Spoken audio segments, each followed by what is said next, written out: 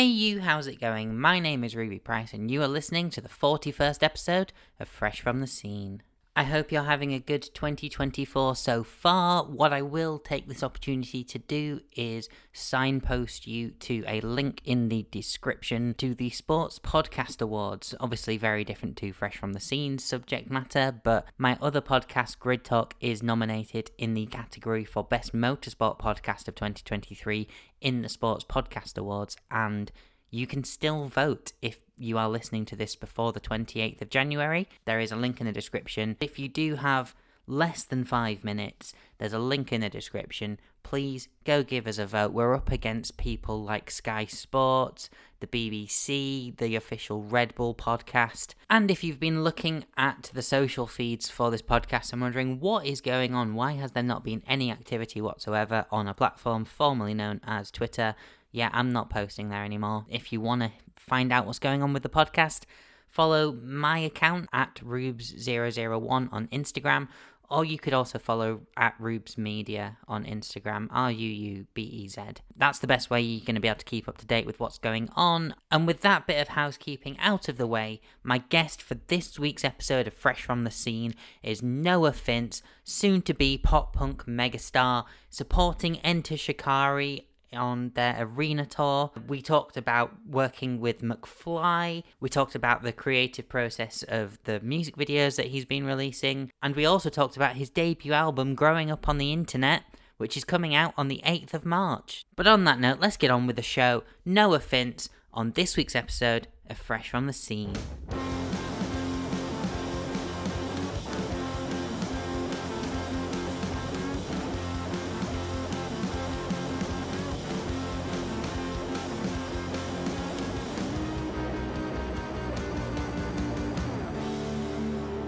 You're listening to Fresh from the Scene with your host, Ruby Price. Welcome to Fresh from the Scene. Today's guest is the absolutely incredible Noahfinnce. Oh, yeah. Hello. Hello. How are you doing, Noah? I'm all right. Yeah. Good. 11:30. Not too early. Not sleep. too early. Yes. So the way I normally start these off is asking you basically to define Noahfinnce to people who've not heard you. Oh God. So yeah. ADHD in music form. I have a short attention span. And inspired by like rock and punk and hyper pop and that kind of stuff. So I'm a bit much. But if you like a bit much, you'll like me. ADHD in music form, I think, is the most succinct way that it could be used to describe anything from Noahfinnce I've listened to at the very least. But speaking of listening to Noahfinnce, this year, in fact, in the space of 2 months, you've got your debut album, Growing Up on the Internet, coming out. Influences ranging from like The Prodigy, Nirvana, Kesha is one mentioned as well. Yeah. Tell me about Growing Up on the Internet. What can people expect from it? What's gone into it? God, a lot. I feel like every single year I have like this massive realization about myself, and the realization in 2023 was about how like fucked up growing up on the internet with an audience has been, because it's kind of just been normal for me because I've had a following since I was 15. But then I feel like recently things have started to grow and pick up, and I feel like during COVID, when everybody lived their entire life on the internet, the entire thing has changed. So a lot of the album is just me like processing that, thinking about how fucked up it was that like some weirdo nonce got me tattooed on him when I was 15, like selling butt pics for top surgery money, just like stuff like that is what inspired like the theme of the album. But what to expect, I mean, like a lot of experiences that I'm sure a lot of people relate to, but also like other realization, probably autistic. Got an assessment next week. So there's a lot of what's wrong with me songs. Yeah, thank you. Yeah, it's mostly just like where my brain has been out for the past year, but in a way that like I think a lot of people haven't really realized the true extent to how living our lives on the internet is going to impact our lives and our kids' lives in the future. Yeah, absolutely. Like in my work recently, we were talking about how, online safety and digital safeguarding and things like that are almost not quite new, but needing to be re-looked at because of the way that like are obviously, we're constantly online, we're constantly connected to supercomputers compared to the things that we had. Like I started doing YouTube stuff in 2008 on like a handheld like phone, which had handheld phone. I sound like an absolute boomer right now. Like a Nokia with a camera. A Nokia with a camera that had Yeah, like the lowest quality camera possible and like stuff. Square Video. Yeah, not even Square Video. It was awful. Well, I had computer time, I went to it, well, mostly when I was at a friend's house, but people Yeah, now, they're given a phone from the too year young. dot. I would agree with that as well. Segueing back into growing up on the internet, obviously it's a bit of an evolution of the style and sound that we've been getting from you. Yeah, Obviously the first two EPs were sort of, I'd say straight up pop punk emo stuff. This is, yeah, I mean, bringing a bit more sort of electronic stuff into the forefront of it. But it still sounds like a good like progression. You can still see that journey. yeah. You worked with producers like Tom Mitchener, Stefan, and a few others, including what's on my list? Is it Laurent? Yeah. Yeah, who obviously did Chainsmokers and stuff. Like, Yeah. how did that sort of come about? That like evolution and stuff. I feel like the longer I've been doing music, the more I realize that everybody kind of just knows each other. So I don't know how exactly that was set up, but I know that he's written with my friends in the band called Soap that used to be The Time. So maybe through mutual stuff like that, or just like my manager. I have no idea how I end up like meeting these people, but if we get on and we write something well together, then I just stick with them. So like you mentioned Steph and Mitch, like Thomas Mitchner. I've been working with them since like day one. But yeah, it's kind of all over the place. But anytime I meet any new producer or writer, I'm like, oh, so like 10 of my friends. That's weird. Yeah, like I've got a few friends who've also done stuff with Mitch, and like Hmm. Mitch has been on this podcast, we're friends. And like it's like, oh, so and you also know so and so, and then they know Yeah. so and all of that. And it's very insular, but at the same time, I find all of those people will welcome anyone into their circle. Oh, yeah, yeah, absolutely. Yeah. They're the nice ones. Yeah, definitely. But also, I have to definitely talk about this. Like McFly are my biggest inspiration. You got an opportunity to write with Danny and Dougie from McFly. How was that? Because I imagine anyone, like in my position, would give anything to be in that room whilst that was going on. I mean, yeah, it was so like I met them all for the first time. Like my second ever show was a festival that they were headlining. So like while I was side stage, like shitting myself, Harry and I think Danny came and talked to me, being like, "Hey, you excited?" Blah blah blah. So like I met them through that, and then ran into each other at events. And then my manager was just like, "Want to do a session?" I was like, "Yeah." But like, yeah, it was just fun. Like it wasn't weird. It was just like hanging out with friends. Like we went in, and they're really welcoming, and I feel like their kind of view of writing with new people is so much better and facilitates a better writing process than so many other people. So like you would go in the room, be like, "Hey, what's your name? You're Noah. Cool. We've already Googled you. We already know what you're about. We've already listened to your songs. We're already really excited about it." And then they just ask me like what I've been thinking about, how I've been feeling, like what's the kind of stuff that I usually write about, what my influence is. So for a little bit, we just listened to My Chemical Romance and just spoke about that. And then obviously writing came. It was fun. It was probably like the most fun I've had just like with new people. Because we'd sit there for like 10 hours and for half the time we'd be writing and the other half we'd just be like taking the piss. But yeah, it was fun. I mean, like it was me, Danny, Dougie, and Steve Patel from From Lost. Lost Alone. And he's the best, dude. He's like, he'll be in the corner. We'll be like coming up with chords and he'll be like headbanging.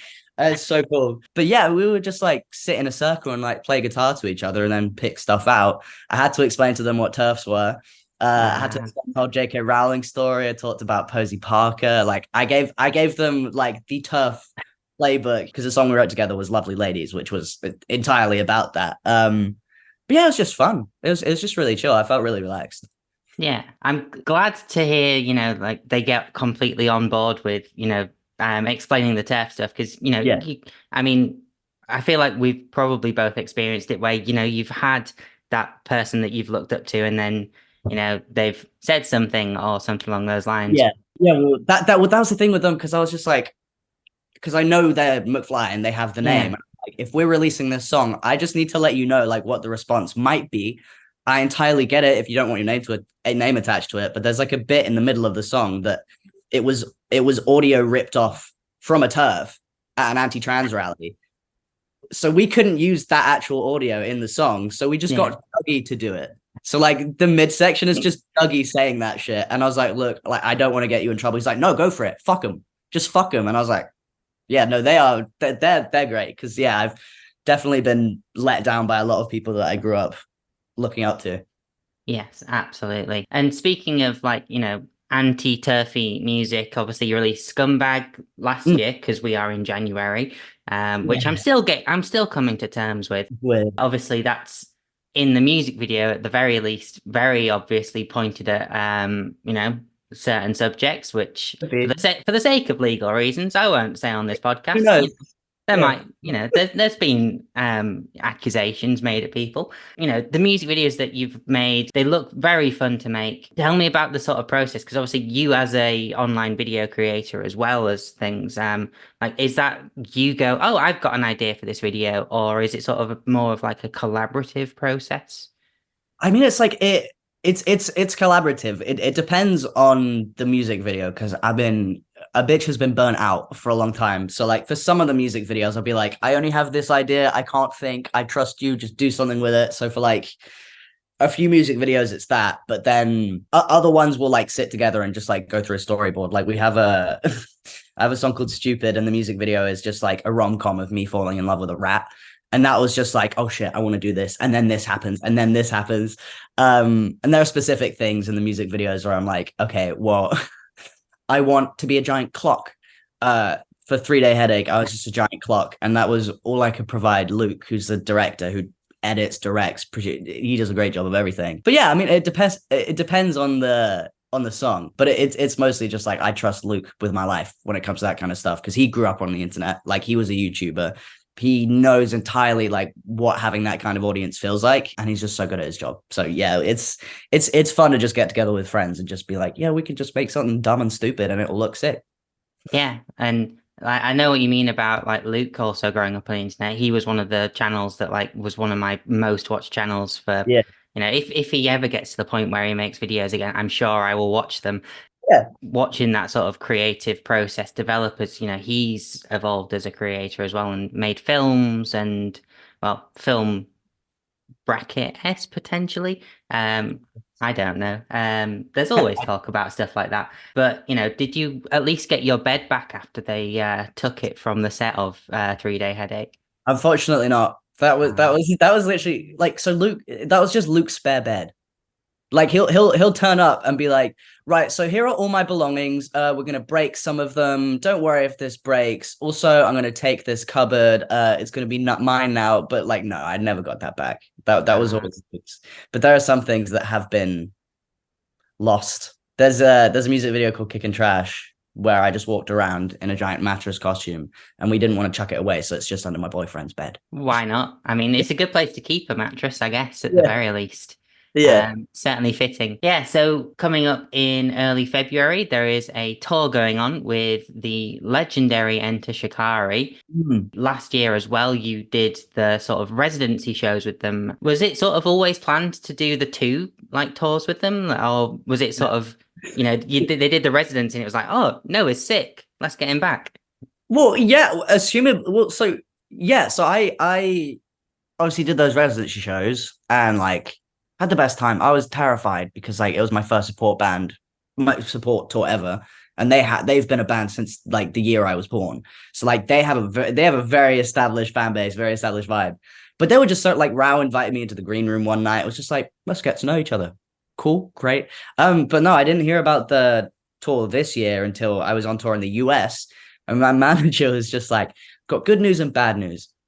Bad news, because of the good news I'm about to tell you, we're going to have to completely change the tour plan that we had for your headline. But good news, Shikari want you to play arenas. I was like, okay, cool. So yeah, I didn't know anything about that. And I was like, are you sure? Like, are you good? And the feedback that we heard is that they just liked me. So yeah, I had no idea. I was very shocked when I got offered it. And yeah, they're really cool. They're really cool.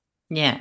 I feel like as well, just sort of it goes to show that just being nice and like, I mean, I feel like Enter Shikari have made a career out of being nice. Every time I've interacted with them, they've always been incredibly cheery. I bumped into Rao at Vegan Campout, and he just saw him at the other side of a room, waved at him, and he walked over. Oh, Yeah, so just nice. being nice can still get you somewhere, I feel like, in the industry that, has developed. Oh yeah. I feel like that's something that I've seen being touted as like one of like the songs that you've sort of got on this growing up on the internet record. What do you mean? Something about the bio that I saw at the very least mentioned brown nosing being needed and things like that.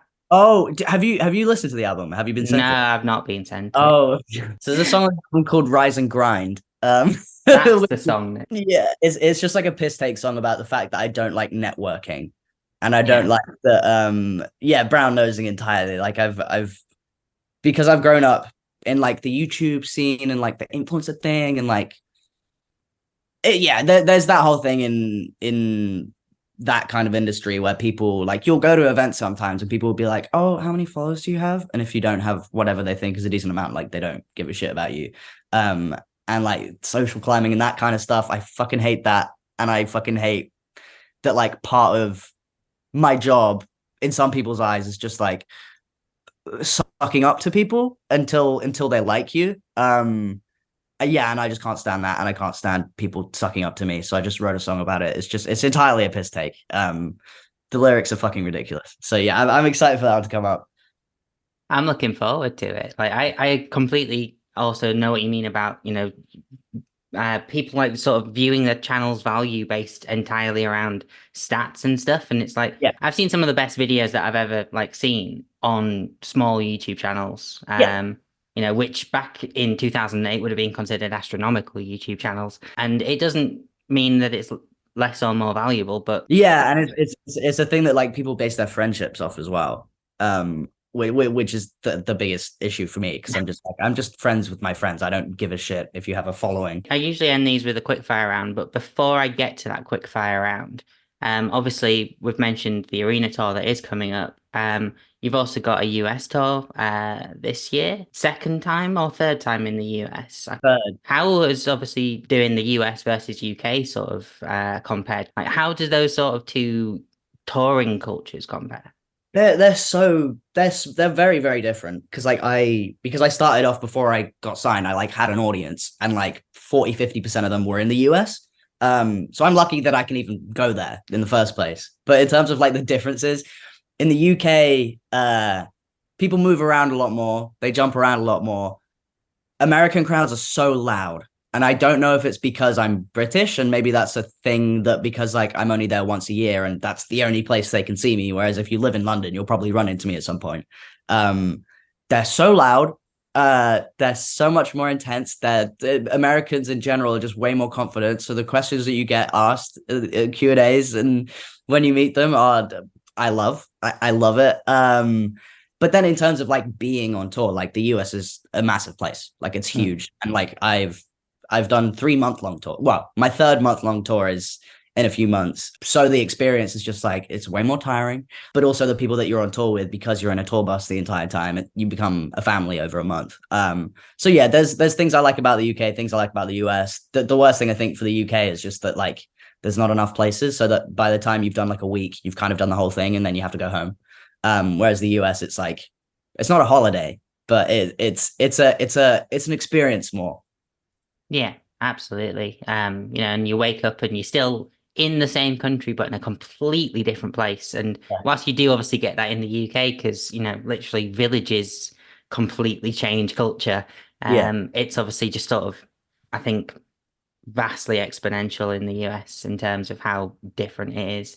Yeah. Um, but then I guess one last thing before the quickfire round is what do you want people to get out of growing up from the internet? Or is there anything that like you'd be happy if someone took this away from it?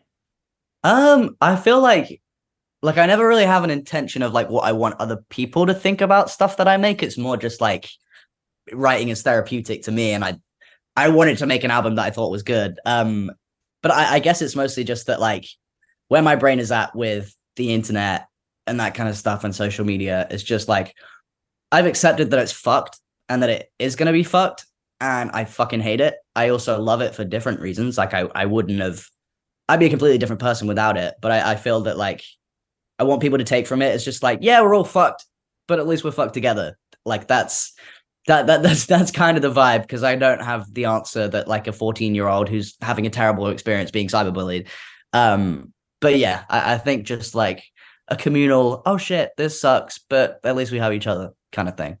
Yeah, a very High School Musical approach to it Yes. of we are all in this together. Yes. My favorite. Absolutely. So, yes, jumping into the quickfire round then to wrap things up. Generally, it's sort of A or B. There's a few open-ended ones, but the idea is it's quickfire. But if you need to, like, there's two ones that usually some people say, "Oh, can I check my phone?" And that's song and repeat, an album of like 2023. But let's get going with some quickfire round. So, go to comfort food. Oh God. Oh, sausages. Sausages. Any particular or just sausages? Just chipolatas. Okay. MIDI instruments or real instruments? Oh, real instruments. UK or US shows? Ah. Oh, they're both for different reasons. I think London's always my favorite just because of my friends and family. So UK just for that. Yeah. Streaming or physical media? Uh Streaming. I like having physical media, and I know it pays the artist better, but just like the fact that you can search whatever you want and it's immediately there it's unbeatable. Yeah, absolutely. Bedroom or studio? Bedroom. Comfort, please. Comfort, absolutely. On a tangent, my old housemate used to do music, is a music producer, but in order to get one of his artists that he was doing something with, like fully comfortably, it was like, okay, how do you normally play guitar? Well, I sit on my bed and play it. Okay, Yeah. cool. Let's go to your bed and let's record what you're doing. Because that's where you're gonna get the best results. So comfort all the way. Yes. Comfort all the way. So yes, song on repeat. Currently Stuck in My Throat by Ruben. I've not heard that. I'll have to listen to it afterwards. It's real good. Yeah. An album of 2023. Sunburn by Dominic Fike. Another one I need to add to the list. I've listened to a lot of 2023 albums in 2024. Like, Oh, I okay. completely missed Fizz. I completely missed the newest Holding Absence record. I love it. I've fallen in love with The Secret to Life. And not just because you take one word and change it to The Trick to Life, which is a Hoosiers record. Yeah. Again, showing my age.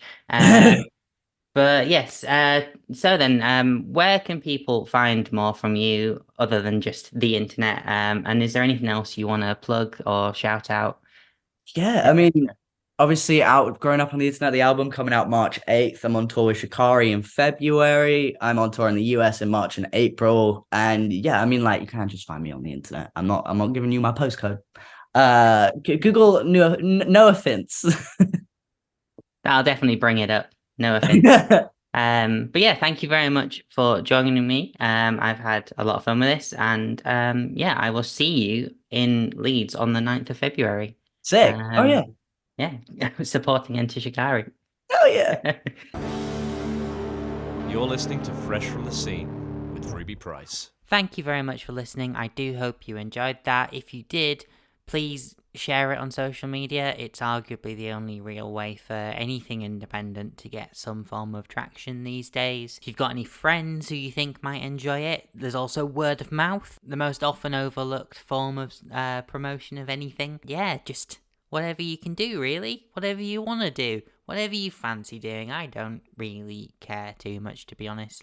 But it is always nice to know if people have actually enjoyed it, and you can always leave a 5-star review on Apple Podcasts or a 5-star rating on Spotify or wherever you get your podcasts now. There's links in the description to anything that you should need at this point now. Don't forget to check out Noah. He's supporting Enter Shikari on their upcoming arena tour, which starts in Leeds on the 9th of February and I think finishes at Wembley. Yeah, I'll be back soon, hopefully, with another episode of Fresh from the Scene. But in the meantime, if you want to see what's going on, like I said at the start, follow me on Instagram at Rubes001 or Rubes Media. And after all of that rambling, I shall see you next time.